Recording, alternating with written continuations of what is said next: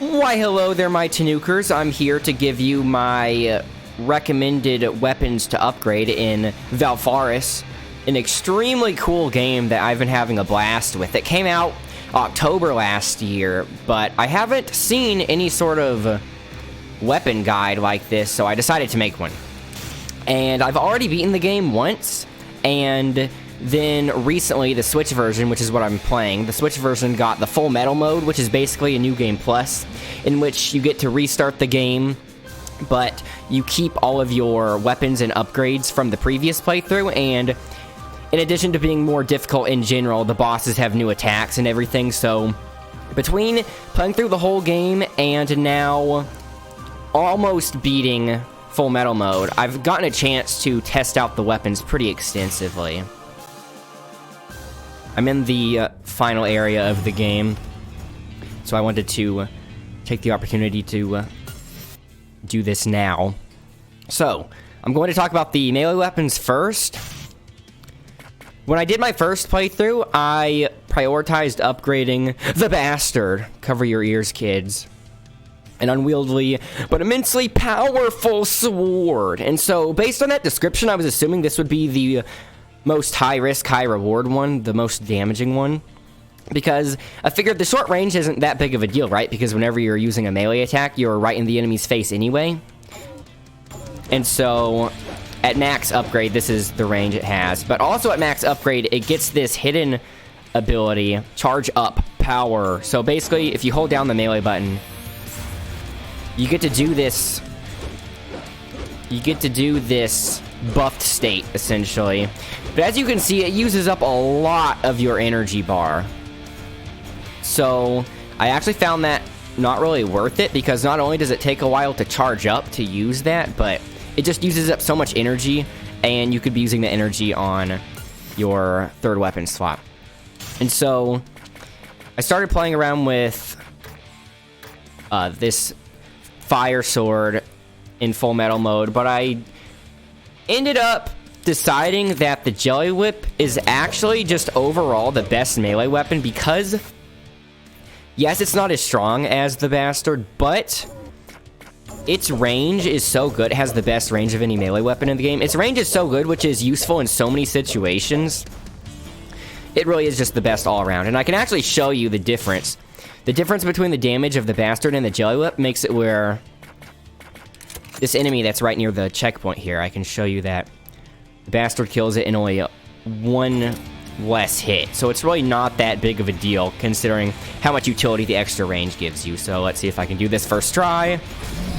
1, 2, 3, 4. 1. Okay, so it took 5 hits. Now let's see how many that takes with the Jelly Whip. It said 5, right? The Jelly Whip should take 6. And these are enemies with a lot of health, too. 1, 2, 3, 4. 1, 2. Yeah, so 6. And those are enemies with a lot of health. Most of the enemies in the game are only going to be taking 1 or 2 hits from your melee weapon, in which case the damage difference is negligible here. So I recommend doubling down on the Jelly Whip as just objectively the best melee weapon in the game, even though the other ones look pretty cool, too. Obviously, though, all the weapons in this game are usable, so if you have a favorite and you really want to stick with it, just play what you like. But this video is obviously for people specifically wanting to know what's the best and what they should be upgrading initially. So the first weapon slot, the handgun, I actually want to talk about the first weapon, the very beginning weapon that you start with, the plasma pistol. The plasma pistol is actually worth upgrading. I was actually using this primarily as my first weapon until I got Therian's Call, which I'll talk about shortly, but the plasma pistol, it does pretty good burst damage, and the fact that you get this extra spread from upgrading it makes it pretty good. So this honestly doesn't really have any downsides, just because, like I said, high burst, it has good spread, so really no weaknesses, but the reason why I didn't max it out all the way was because I eventually got Therian's Call, which is the best handgun. Because not only does it have immense range, but it pierces through all enemies it passes through. So, and obviously this being a side-scrolling game, a 2D game, you have a lot of instances in which a whole bunch of enemies and mobs are just lined up for you, and you can just cut through all of them with this gun. And it's really strong too. As you can see, the rate of fire isn't that fast, which is to make up for how damaging it is. So it does a lot of damage. So basically just make sure your shots count. But if you weren't trying to make your shots count, why wouldn't you be? So yeah, if you make your shots count with this, it's the best one. So all these are pretty cool though. Like I said, plasma pistol. I would recommend upgrading the plasma pistol until you get to Therian's Call. A lot of these other ones are just really gimmicky. Like, for example, Bishop's Reach. It costs health to use. As you can see, I'm losing health. But if you are actually making contact with an enemy, it heals you, which is pretty cool for sustain, right? If you want to keep your HP up. But it just does not do enough damage for me, because if I try to heal up by using this on an enemy, the amount of time I have to put myself in danger by standing in front of them to heal, I usually just wind up getting hit and then losing health, ironically, when I'm trying to heal. And then the knife is a cool concept. It lodges into enemies, and then you can do other things like whack. If you're planning on melee attacking them anyway, you could lodge one of these in and then start hitting them. But honestly, it just does not do near enough damage to merit its use. You would expect this to be doing a lot more damage. And then the Embryon is another gimmicky one. This is honestly the one. This is probably the weapon I've used the least. The Embryon is the weapon I've used the least, just because for the handgun, I would want something a lot more reliable than having to arc a shot like this. It kind of reminds me of the Lobber from Cuphead, but not as good. So even after upgrading this, the blast radius just isn't what I would expect it to be to merit using it. So like I said, upgrade a plasma pistol until you get Therian's Call, which is objectively the best one, if you're asking me. So, the third weapon slot. I'm thinking about which one I should talk about first. I'm talking about the shotgun's pretty good. I actually had a lot of fun using it when I first got it. But the best all-around weapon for the third slot, the one with the most uses, the most applicable uses, and honestly, just the one that's most efficient in terms of damage to, you know, the ratio between your damage and your energy, is the missiles. Envoy of Destruction. It just does a lot of damage for a very efficient amount of energy. Because whenever I would try using other weapons for big portions of the game, I would just always have to wind up going back to the missiles at some point, which is why I decided to max it out. Let me start here so I can get my energy back. So this is the weapon I doubled down on my first playthrough.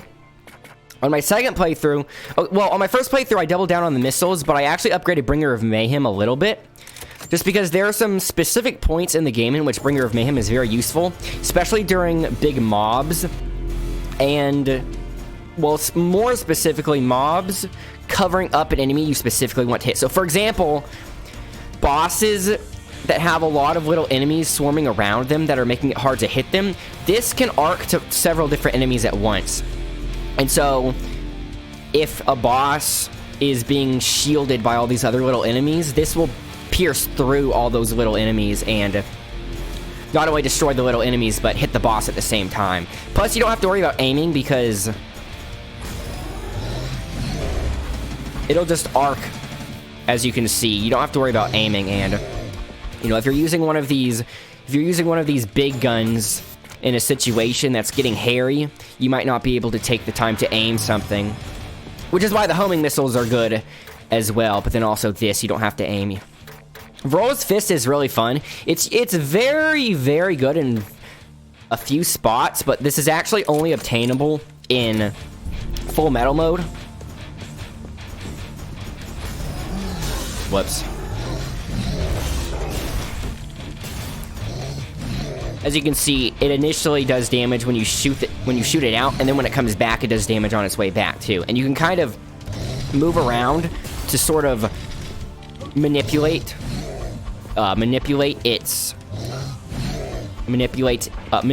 pathing as it comes back. This is extremely good in certain spots, and plus, when you start full metal mode, this is just really fun to use because I wasn't even expecting them to put a new weapon in. And as you see, you can only upgrade it twice because it starts out really strong. Because, like I said, they give it to you in full metal mode. So they don't want you to start with a really weak weapon since they assume you're going to have really strong ones from upgrading them already. So, Envoy of Destruction, Bringer of Mayhem are the two best ones, and Roll's Fist is definitely worth investing into just because it doesn't take that much of an investment. You'll probably be able to get the blood medals for it. So yeah, but I really did not start appreciating how good Bringer of Mayhem was until full metal mode, even though I started to see it, and I upgraded it. I think I upgraded it twice on my first playthrough, and I had this maxed out. So those are the two best third weapons. So this is the, not that. This is the loadout I recommend. But obviously, well, this or this. And obviously play around, experiment to see which weapons are better in certain scenarios. That's one of the things that makes this game so fun, is testing out different weapons in different situations and seeing what works best. But if you wanted to make sure that you didn't waste your resources in upgrading weapons you didn't want to use, or if you don't want to waste investing your resources in weapons that you end up not liking too much, this is what I definitely recommend. So, let me know what you think. Let me know if you have any recommendations of your own, and I will see you later. Hope you found this helpful.